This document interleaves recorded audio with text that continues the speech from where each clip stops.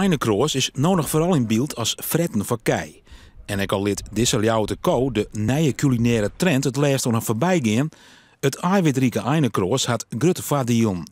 Vooral als je het vergelijkt met het Joodaarstige veevoer. Een van de problemen die het oplost zou de enorme transportafstanden die er voor eiwit moeten worden afgelegd zijn. Daarnaast ook gewoon dat het 10 keer zo weinig hectares nodig heeft. Maar mogelijk wordt deze groene sap volle wichtiger voor ons mensen als voor ons vee. Gauw had verschillende recepten proberen met vaske Einekroos als groente. En is eens best te spreken over de smaak. Ik vind het op zich lekker, ja. Het verschilt per Einekroossoort. Je hebt die hele kleine Einekroosplantjes, kleine bolletjes. Die hebben wat nootachtige smaak, die zijn echt lekker. De meest gewone, de Lemna minor, die is goed te eten. Het is geen culinair hoogstandje, dat niet. Voor de camera door de zaakkundigen en onderzoekers ook wel wat van het goed te proeven.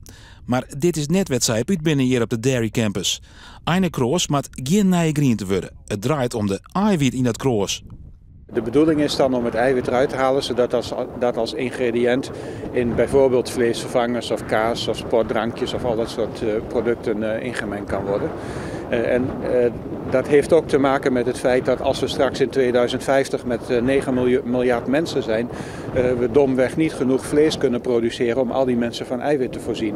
Dus de behoefte aan eiwit die zal heel sterk toenemen en dus ook de behoefte aan plantaardig eiwit. Dus het helpt in feite het wereldvoedselprobleem op het gebied van eiwit voor een deel op te lossen. En waar hier dat eertocht? De mens als concurrent van de ein.